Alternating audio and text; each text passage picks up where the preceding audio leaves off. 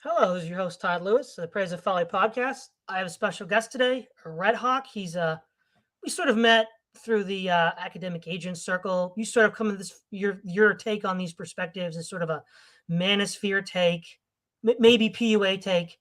And recently, I've seen in this circle a lot of discussions around the how men are suffering in the modern age. So you were on with Prudentials a couple weeks ago, talking to Black Horse. You had your men's hour with Lambda last week, and then academic agent reacted to a BAP video.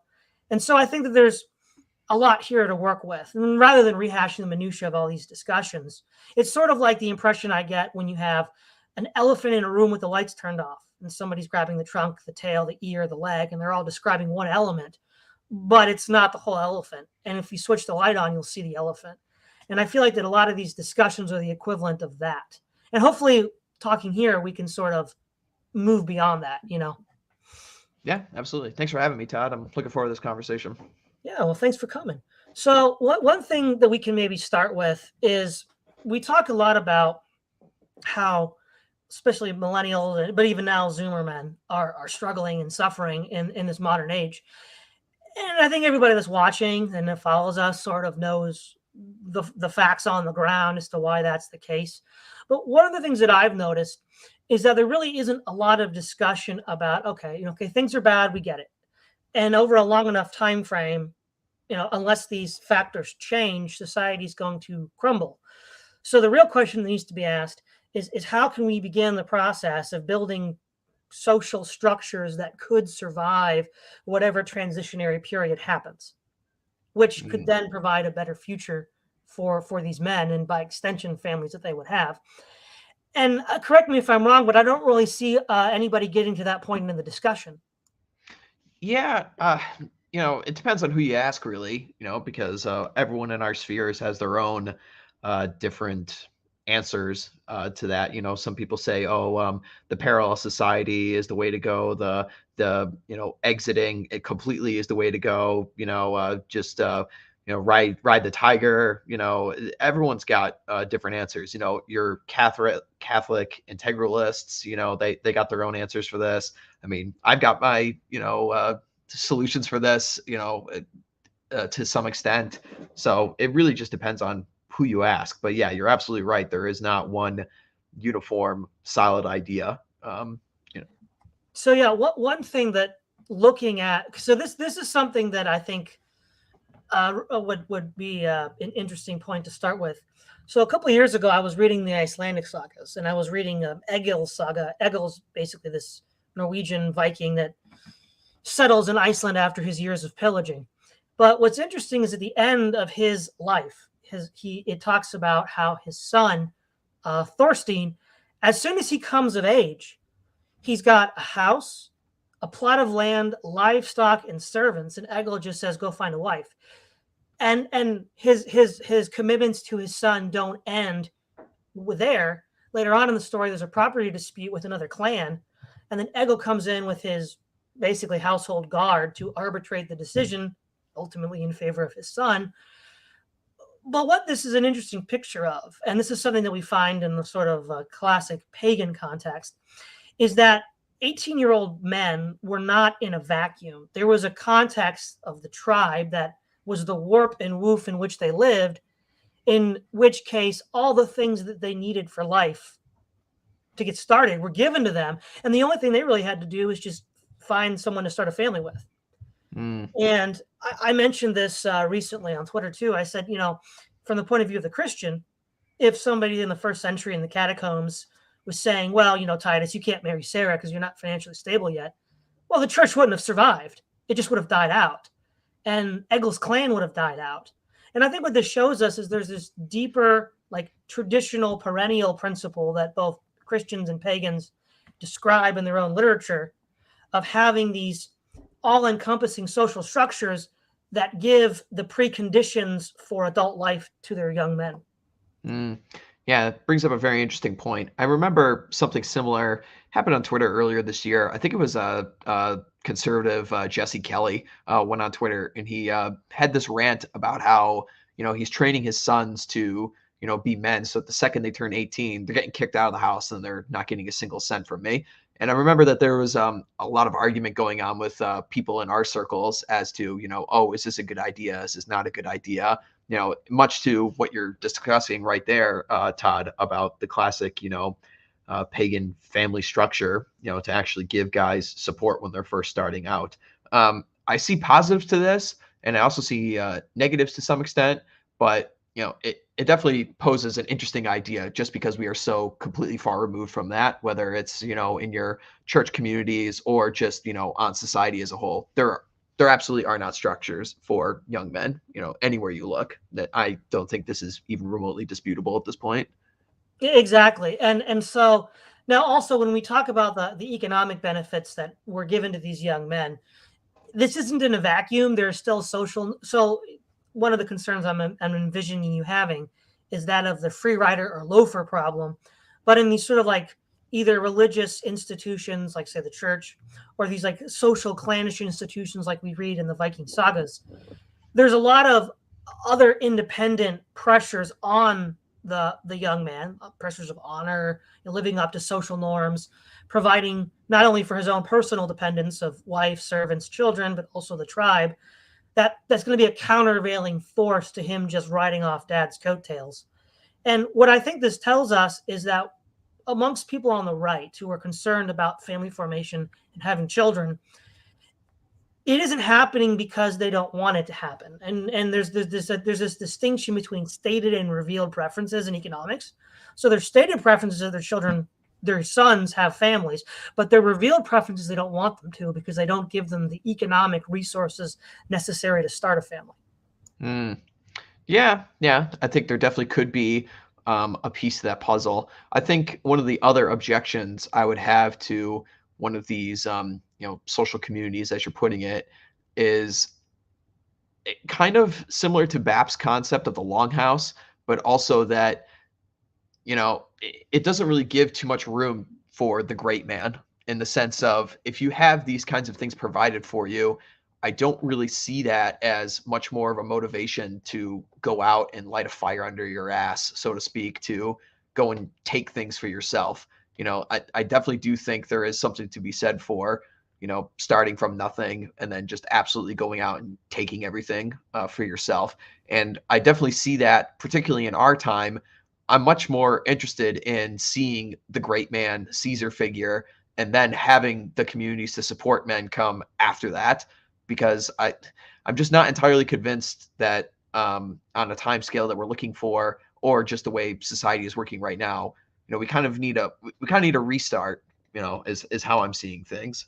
What do you think about that? Well, yeah, as far as society needing to reset itself, I think that needs to happen. And I think, and we can get into this later if you want to, but I think a lot of in the same way that the Soviet Union collapsed due to internal contradictions, there's going to be a crisis point, an inflection point of internal contradictions where modern Western society collapses.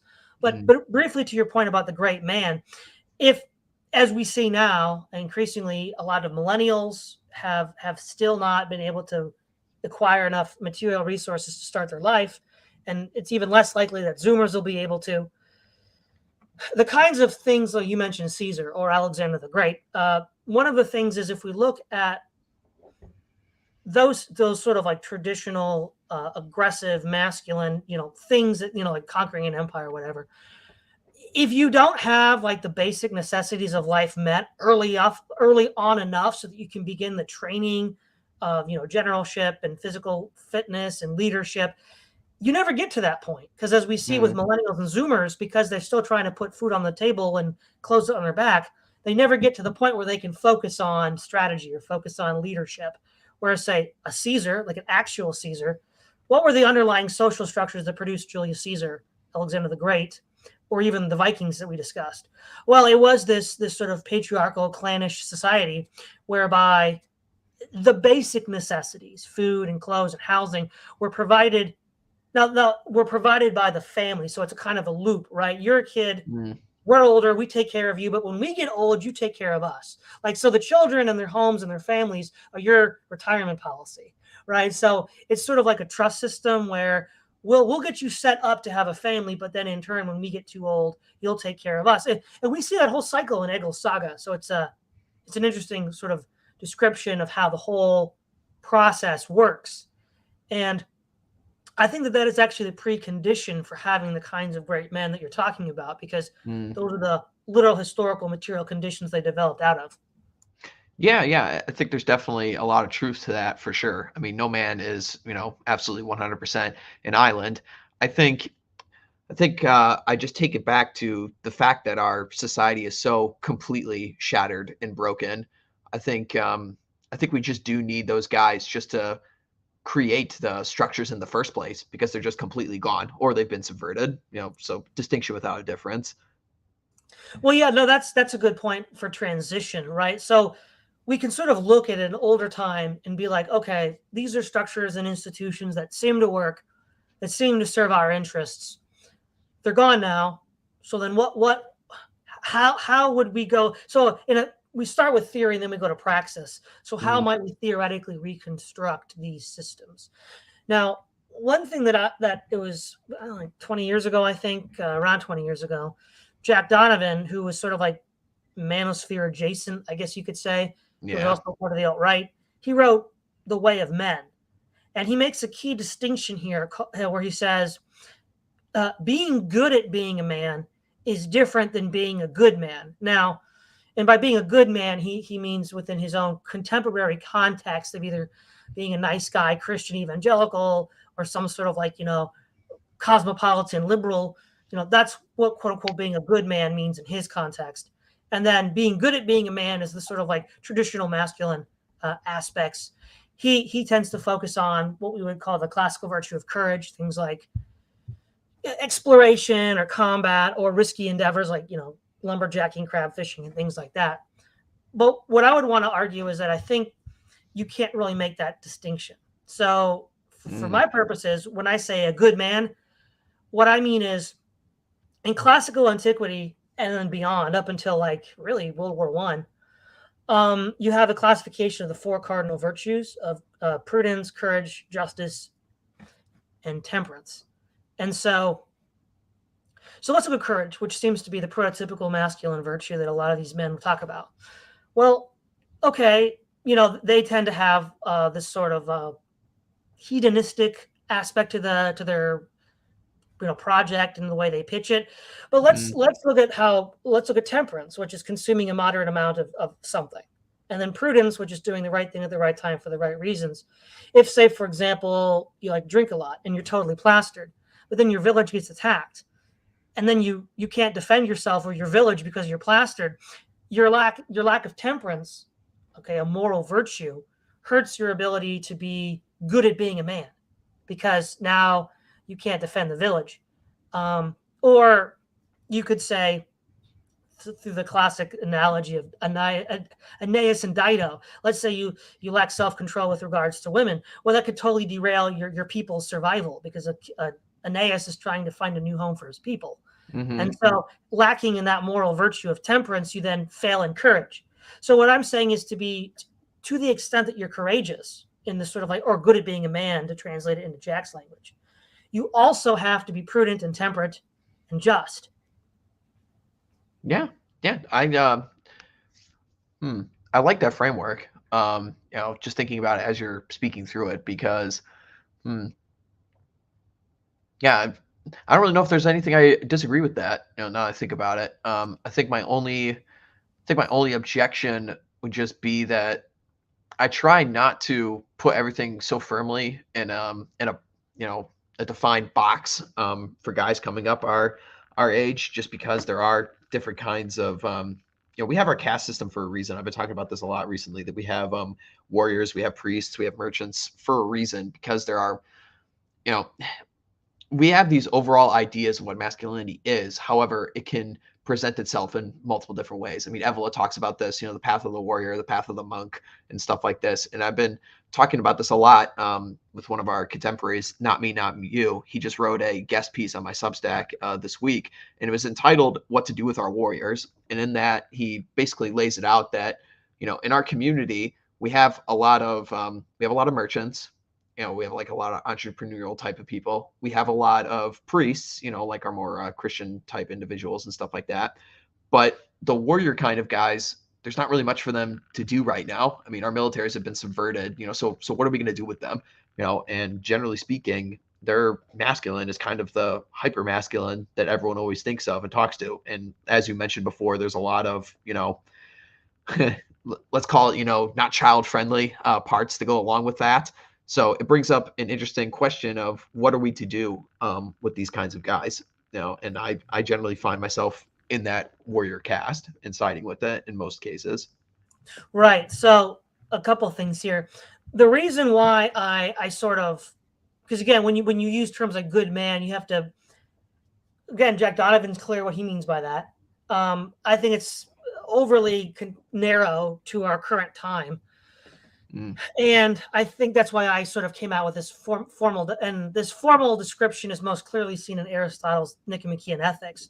But I think this can be a common ground between everybody in our circles, because it's this sort of like primordial root of ethics that everybody sort of appeals to subconsciously, if not explicitly.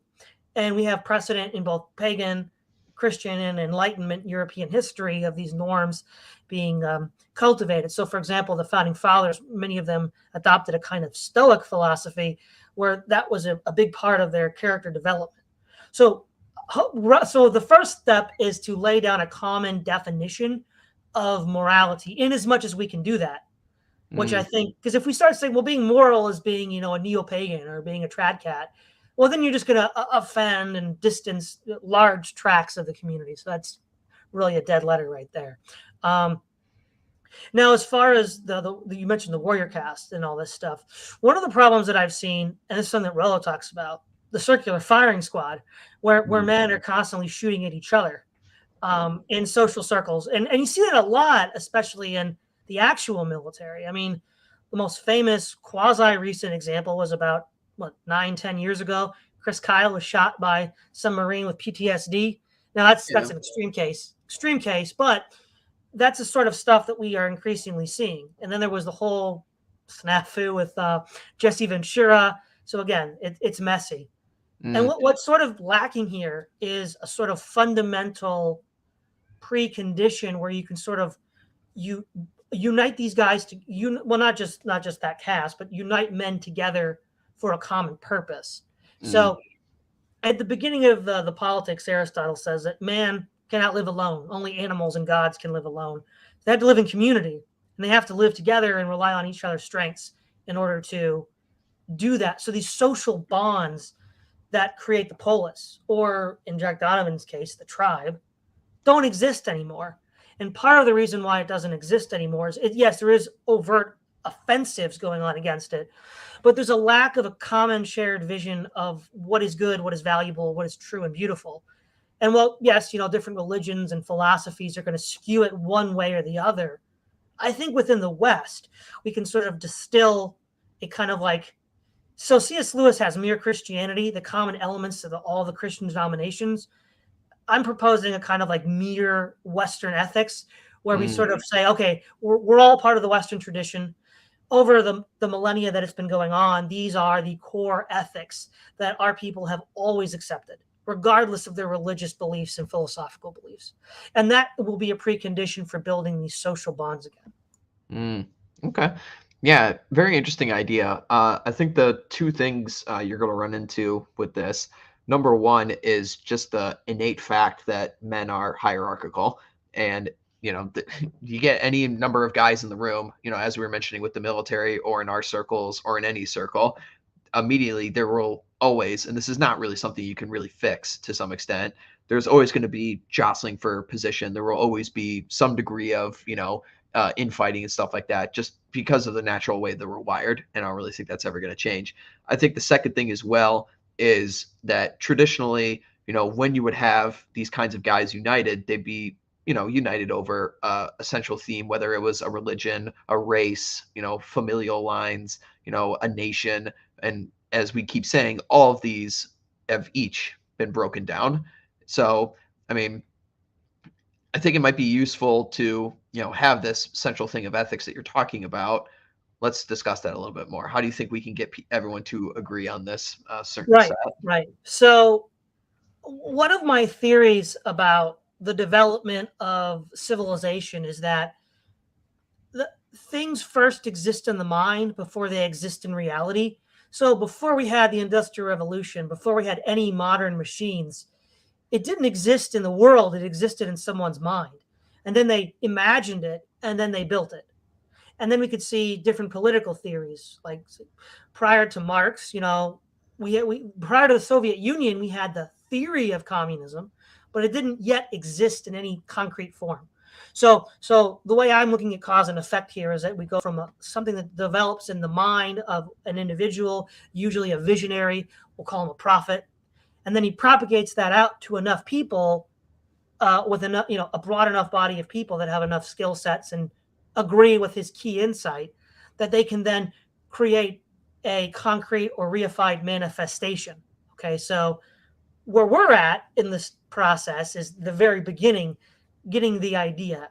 And I think the idea, well, let's use an example that I think everybody would be able to appreciate, the Odyssey. So Homer's The Odyssey. This sort of represents that kind of high spirit of adventure that a lot of the manosphere encourages and glorifies. From that's where Bab gets the Bronze Age mindset. Well, there's a couple of, I think, key ethical insights, what we might even call warrior ethical insights in the Odyssey. The first is when Ulysses' son Telemachus goes to visit Menelaus, king of Sparta. So TLDR, Menelaus was king of Sparta, husband of Helen. She gets stolen by the Trojan Paris. That starts the Trojan War. So what he says next is really important. He tells Telemachus, because all of his friends, so many of his friends died in the war, despite all the treasure that he has, despite having Helen back, the most beautiful woman in the world, he'd give that all up to turn the clock back and have all of his friends and not go fight Troy. So we see that the things that men fight over, money, women, and Menelaus did fight over, he looks back at the end of his life and he's like, what really mattered was all of these friends that I lost. And I think that attitude is really lost amongst a lot of guys, and that leads to this fratricide. But again, this is a kind of warrior ethos that Homer's describing for us. Yeah, it's almost like I see a lot of parallels in the Man's Hour stream I did on Sunday, and Semyog was talking about how wisdom is found through vice. It's almost like the only way you can really get to the point. Vice is the seed of virtue. So it'd be interesting to see if we can. Here's the other problem with this as well, in relating to factional infighting and everything like that. And this is a big issue I get, especially from young, Zoomers in the Christian crowd in our circles, is that you can only enforce morality on somebody you have power over. And you're not really, we kind of have a hierarchy in the sense of we have older content creators that invite people on their streams and stuff like that, and they command a degree of respect and stuff like that. But it's not really a hierarchy in the traditional sense of us understanding it. So I tend to have a problem when there's other people in our circles that are moralizing to other guys. And it's like, especially the younger ones, it's like, who the fuck are you to tell me what I should be doing with my time? Who the fuck are you to tell me, and stuff like that. Yeah. Tone policing. Exactly. Yeah. Well, so to this point, this is the other thing, right? So the problem is also that all of our interactions are mediated through cyberspace. We don't actually live in a location together. So that's a problem. And so Aristotle in the Nicomachean Ethics says that friendships can only develop after you've consumed the requisite amount of salt together, which means you have to have dinner with each other a lot. And so really one of the first steps that has to happen after the intellectual formulation is getting a sufficient amount of people to be able to find a geographic location where they can all live together, so that they can really start the process of building friendships. Again, Aristotle says you can't have a friendship over a long distance because it's going to break down. Digital technology creates the illusion that you can, but you really can't. Right. Now, that's just going to be a hard problem that won't be solved for a while. But Right. being aware that that's a problem that does need to be solved is an important first step in solving it. The other thing that I'd say when it comes to like how this kind of ethics could begin to transform things is when Telemachus goes to Sparta and is met by one of the household servants of Menelaus. He asks him, should he, give him hospitality? And then Menelaus says, well, of course you should, because if after we left Troy, we never would have got back to Sparta unless other kings and princes and other, people of varying degrees of social status had not given us aid when we needed it. So there's this idea that men, specifically in this sort of Bronze Age aristocracy, viewed this idea that, well, we all need to look out for each other, in the sense that, rather than preying on one another to generate profit or gain status or get a woman at the expense of someone else, what we're here to do is all build each other up. So we help each other out with time, with knowledge, with money, in order to build this whole, this sort of like, well, like you said, sort of using a military analogy, this battalion or something, that we can finally work together as a single body. Yeah, very, very much so. And I'm pleased to see that this is something that is actively being addressed, particularly in, the American sphere of our circles. Like we had the US event, we have multiple members of the, American sphere that are trying to spend way more time IRL in real life. I was with Paul Fahrenheit and Thomas 777 2 weekends ago in Chicago. That was a lot of fun.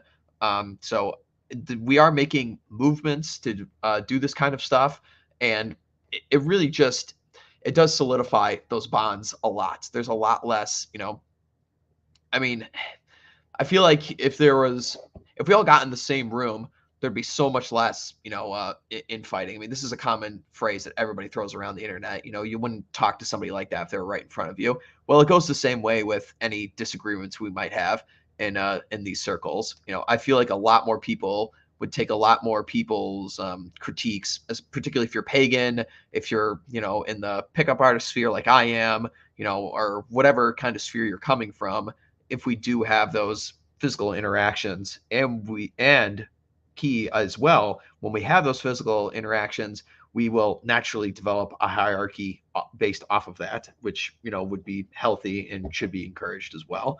But this online stuff and this online, bickering and fighting back and forth is absolutely not productive. And I encourage all of us to keep it to a minimum as much as possible.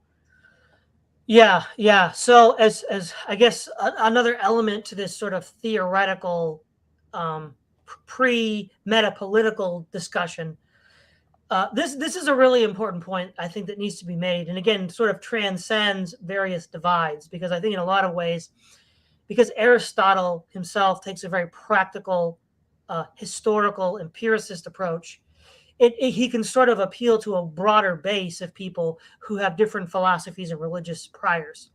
But the polis, so for him, the ideal society is the polis, which is the Greek city-state where you have the adult male citizen population engaging in, civil life, voting, debating issues of state, so on and so forth.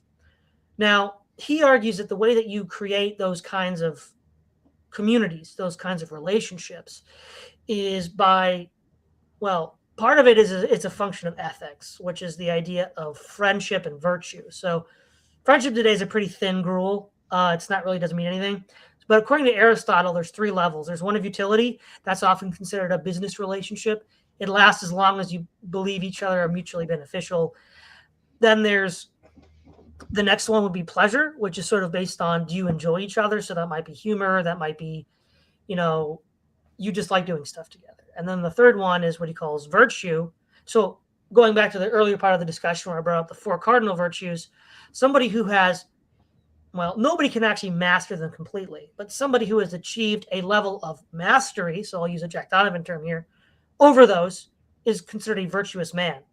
And so then you love him because he has those objectively lovable qualities, all these virtues. And so that the highest level of friendship would, well, it does, the highest level includes the lowers. A virtuous friend is both pleasant and useful, but he's also that higher level.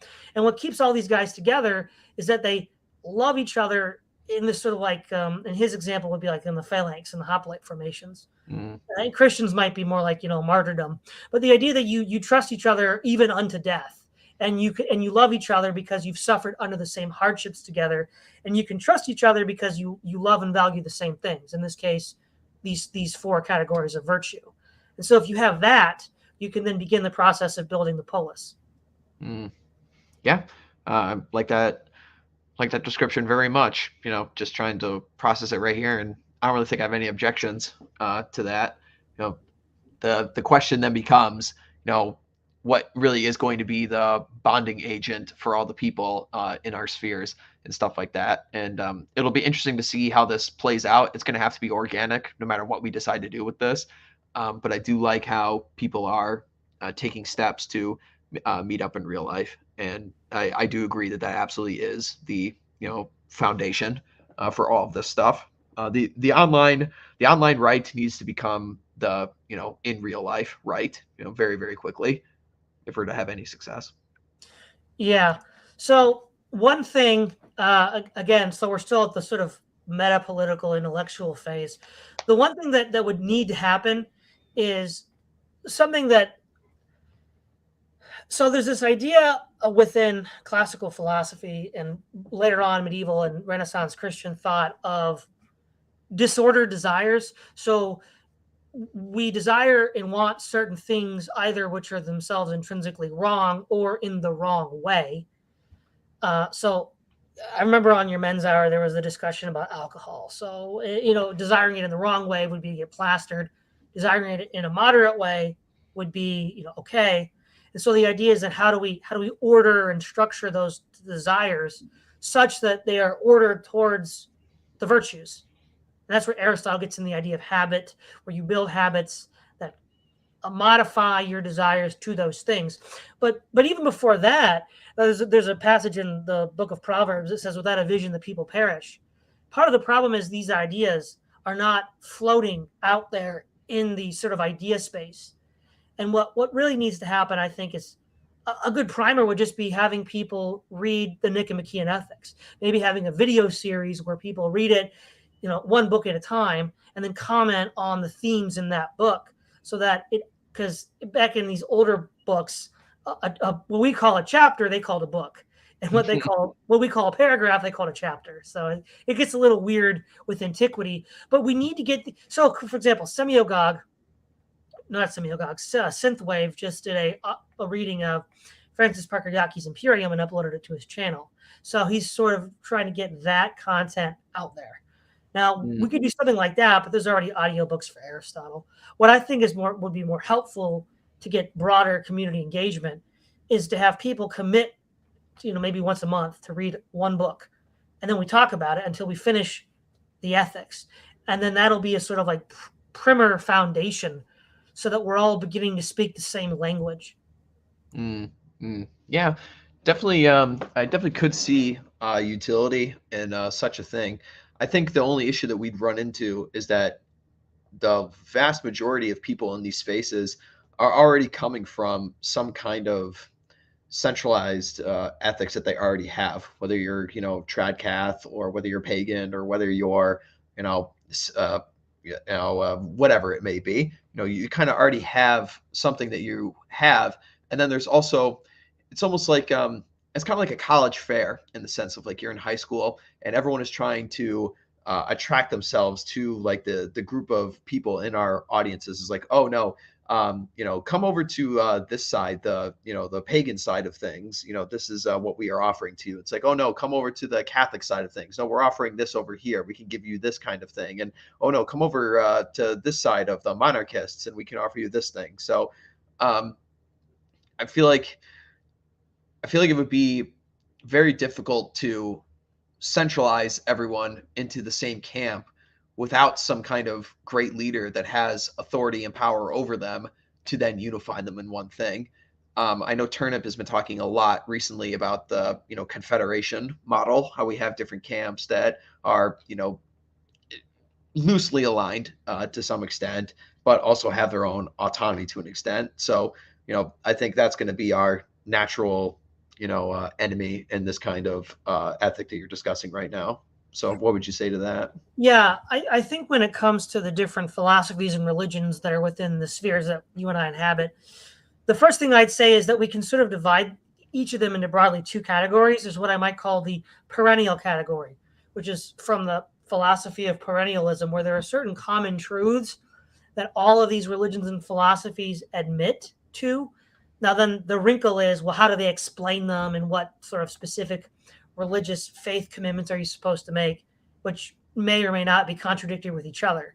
But we can, and that's where a lot of the debates online tend to congregate around those issues.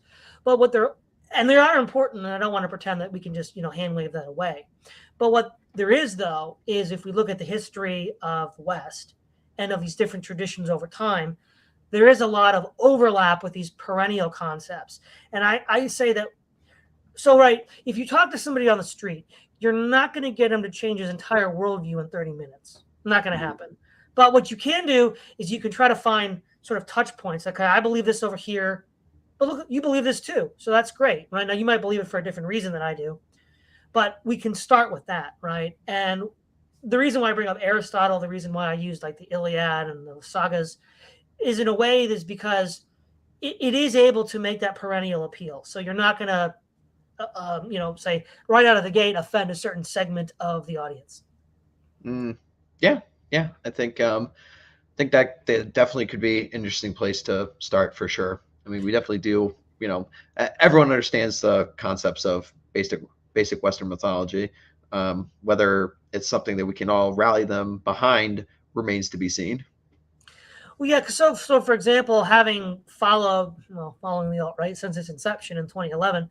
One of the things that I've noticed is that there's this focus on aesthetics over the sort of underlying substance of whatever they're talking about. So, for example, when people think of the Bronze Age, they think of Conan the Barbarian, which is a completely fictitious character of Howard, which is sort of a power fantasy for men.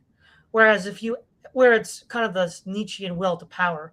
But if you read like actual literature from that time, or analogous literature like sagas written later, or the Romans, you'll realize that even amongst the warrior class, there was this like code of honor, this sense of ethics and morality that they were expected to abide by in a way that you don't see with this sort of truncated view we get from Conan. And part of the problem is a lot of these people have read too many comic books, watched too many movies, and haven't actually read literature from the time period they're talking about. Yeah, it's definitely some truth to that. I think the counter would be that it's almost like myth is stronger than actual truth. And I know that myself and Yiz the Eunuch have talked about this a lot in great length as well, that I think aesthetics really is, it gets down to the core so much more than, just it goes back to that classic, like Ben Shapiro joke. It's like, well, facts don't care about your feelings. Well, feelings don't care about your facts. So I do think that I like that the right is moving towards more aesthetic stuff in my general conception of things. I think it's easier for us to win on that front than just the basic facts and logic front.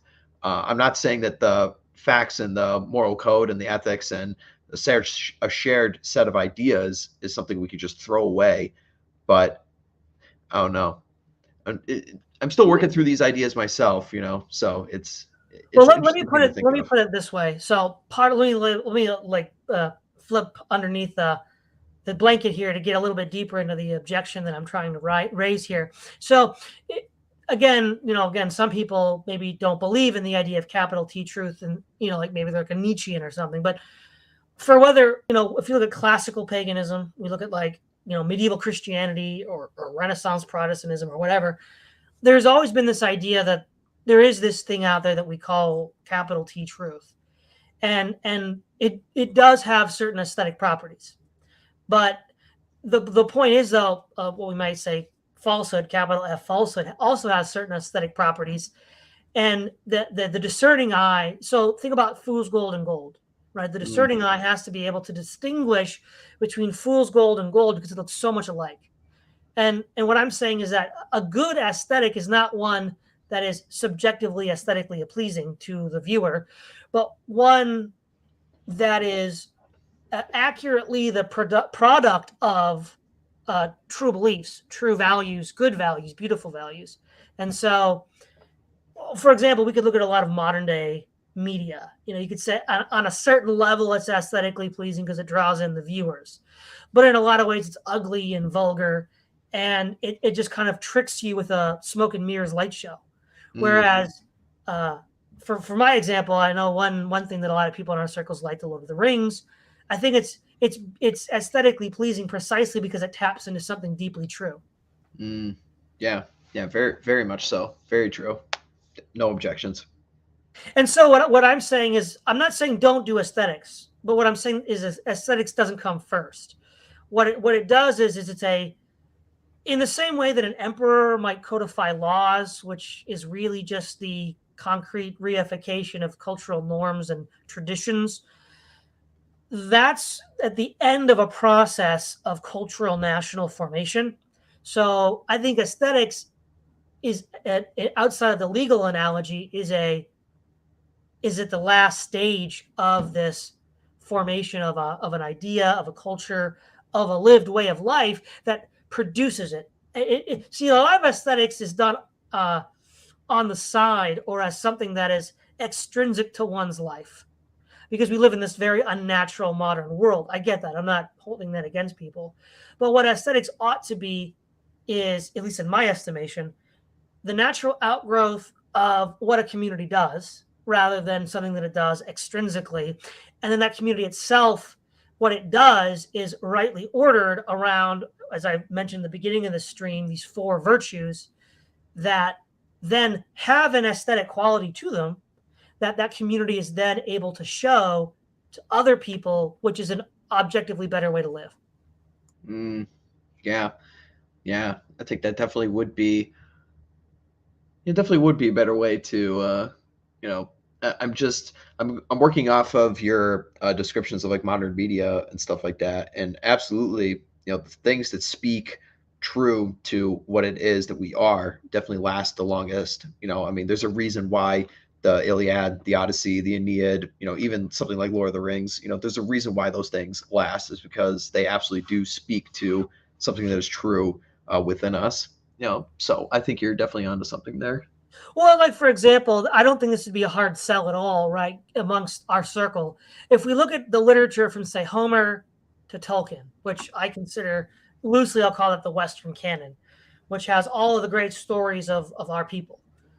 It's full of heroes, right? The reason why these stories are read continually, again and again, century after century, millennia after millennia, is these are inspirational heroes that inspire us to overcome the difficulties that we're living with now. But part of the problem we're dealing with is a lack of knowledge, right? Going back to Proverbs, without knowledge, the people perish. So if you don't even know how to be a hero, you won't be. Yeah, very much so. I'm getting a lot of Joseph Campbell vibes here, Hero of a Thousand Faces stuff. And yeah, definitely, absolutely agree. I think there's certainly a fortune to be made in just rewriting the old classic, hero's journey, masculine excellence and stuff like that, because it is so, people are thirsting for it in today's society, absolutely. Who are the heroes that young men look forward to today? Is it, the next Marvel movie? That's don't really think that's going to be, inspiring too many young men. Yeah. So maybe to sort of reframe this a little bit again, this is where I think one of the key problems or missteps has been made. So many people, not just in the manosphere, but in the general sphere that we inhabit downstream of Jack Donovan, he created this unfortunate schism between being a good man and being good at being a man. So if we look at the Aeneid, for example, right, Virgil is writing about the founding myth of Rome, which by the time you get to the Aeneid, those legends have been circulating for centuries. And the Romans have a certain idea of themselves, right? The idea of virtue today comes from, the sort of manly activities that the Romans did, which they consider to be morally good. So from their point of view, they conquered their empire not just because they were badasses, but because they were morally superior to their opposition. And so, why does Aeneas succeed in the mission? Yeah, he has support from the gods, but because Aeneas is a morally good character. He shows piety to his father when he leaves Troy, carrying him out on his back. He seeks to honor the gods, right? He seeks to fulfill the divine mission to go to Italy to start a new land for his people. After he defeats the Latins, he brings them in as allies. Contrast that with how when the Greeks sack Troy, they burn it to the ground. So he shows magnanimity to the defeated, unlike the Greeks. So, yeah, Aeneas is a classic hero, obviously, but he's also successful because he is good, and that's the message that Virgil is trying to tell us. Yeah, 100% true. They're it's it's almost like something subversive that it seems like in all the current media, it's always trying to push people towards like an anti-hero or something like that. Like you're always supposed to side with somebody who's not necessarily morally good. It's always up to your own kind of personal interpretation. Like, oh, this guy's got a bad boy streak to him, stuff like that. I mean, and there's definitely places for that and things like that, but it's very rare that you see just an overall archetypal hero like we have of old today. It's maybe that's a product of the times we live in. Maybe it's a product of forcefully placing that messaging in there by certain people in elite positions. So it's very interesting to think about. So this is sort of maybe just a skeleton of an idea of a progression that I think would be helpful to introduce to move the conversation from the particulars that we've observed lately to a bigger grand strategy of something like this movement. So, having already talked about what I consider to be important sort of meta-political intellectual preconceptions that people need to commit themselves to start. Okay, we've already talked about that. So what I would envision the next step to be, in a sense of logical progression, is that probably the older members, because they have more money, the older members try to move out to where they can live within walking distance of each other and start building, say, something like in the same way that we have things like the YMCA or gyms or these sort of social fraternal organizations, build an organization like that where the inculcation of these values is a part of the pedagogy of the movement, which would then allow the less well-off younger generations to begin to develop these traits. So, for example, it's very common throughout this movement to say, well, the environment that you're in is toxic and sapping, and it makes you weak and stupid and cowardly. But a lot of young men, especially Zoomers, are just stuck in their location due to financial reasons beyond their control. So what needs to happen is there needs to be a new environment they can move to where they can grow into the kinds of men, the kinds of heroes that you're talking about.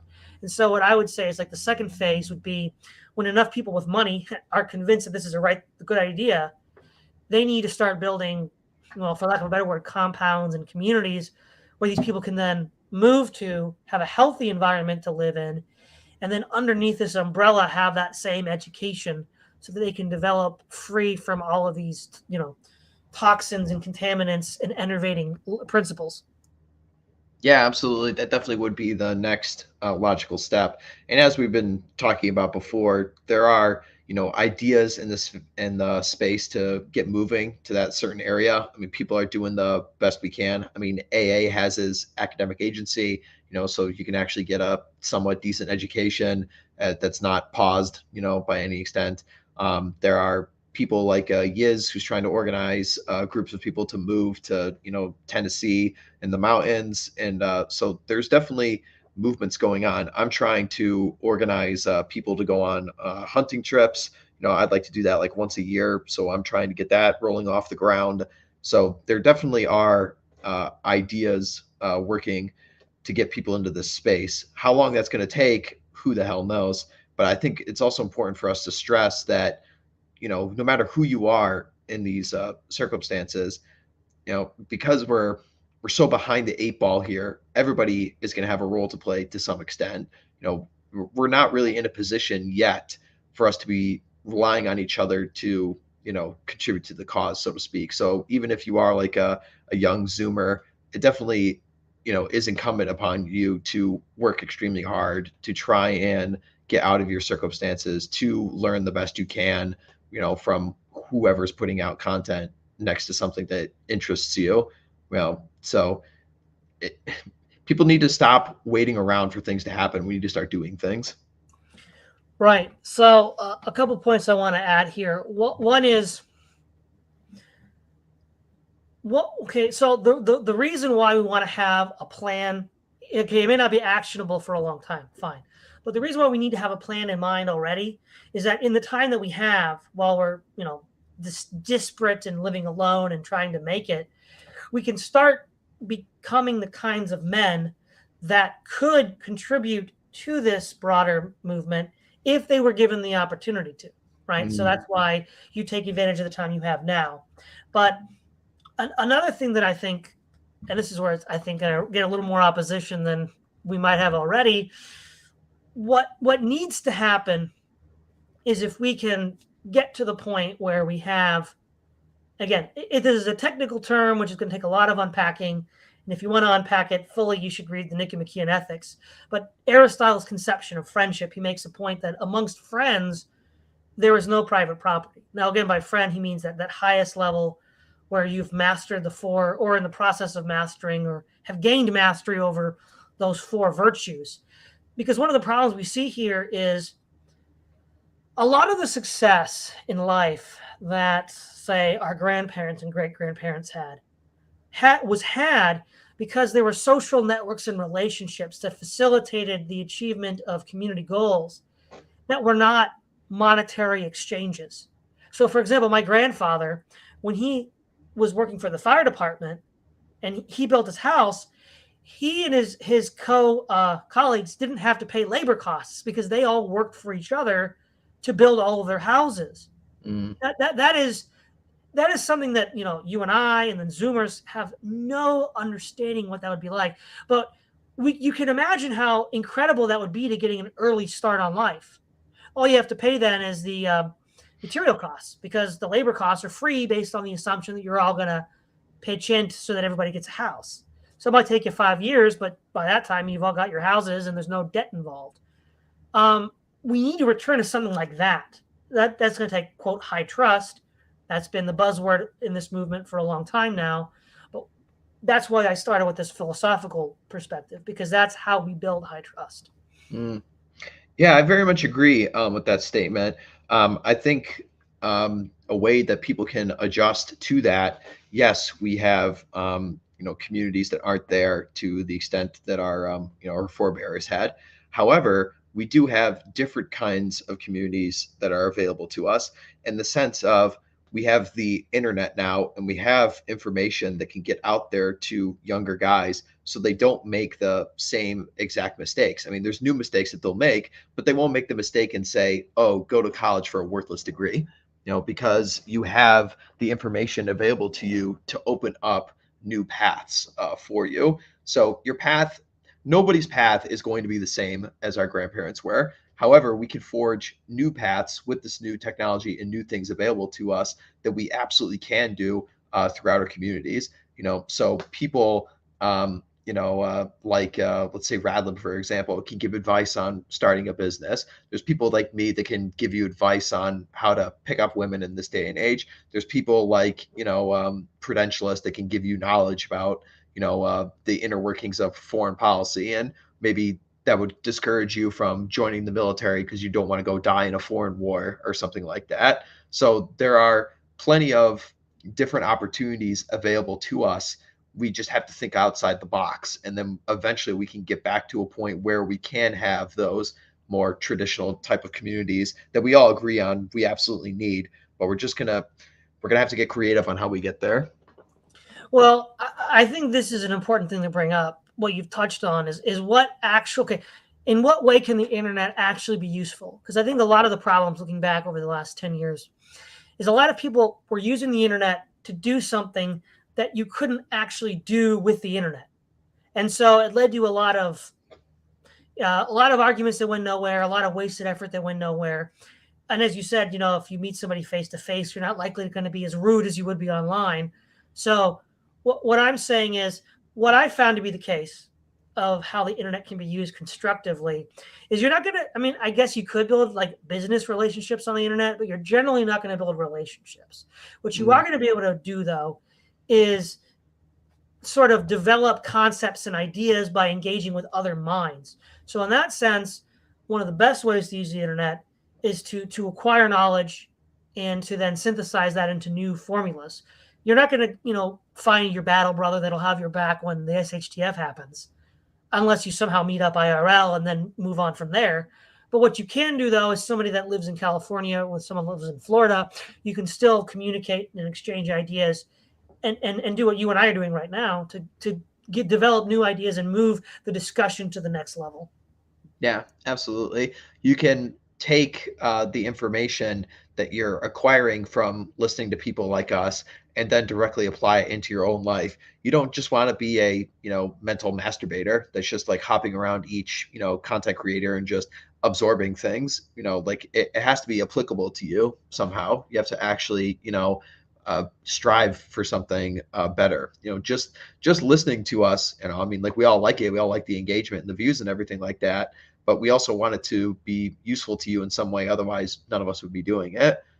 So you also need to have that kind of discipline to know, okay, listening just isn't enough. I got to be pushing for something greater, whether it's the overall arcing goal that you and I have been talking about in this conversation, or whatever that happens to be in your life. Maybe you just want a pay raise at your job, so you're learning how to, do digital marketing or something like that. Or maybe you want to get better in your personal relationships or whatever it might be. Right. So we're nearing the end of the hour. So before we wrap this up, is there anything you want to leave the audience with? They'll not quite. I mean, I'll show at the very end, where people could find me and stuff like that. But this is a very interesting conversation and definitely needs to be discussed more, and will continue to be addressed as people do more and more of these IRL meetups. So I absolutely do encourage people to do basket weaving, go to IRL events that people are having, and stuff like that. And yeah, that just absolutely go to those things. I mean, I can't stress enough how absolutely fantastic the American event was. Come to the one that we're going to have next year. Do other meetups with guys in your area and stuff like that. It will be well worth your while. Well, yeah. Thanks, RedHawk, for coming on. It was a pleasure having this discussion. Yeah. Thanks for having me, Todd. This is great. People can follow me on my Twitter. It's RedPilledHawk. My Substack and my YouTube channel are both linked there on my Twitter profile. And come watch the Man's Hour, new episodes Sundays at 4 p.m. Eastern. So yeah. All right. Well, this is Todd Lewis of the Prayers of Failure podcast, signing off.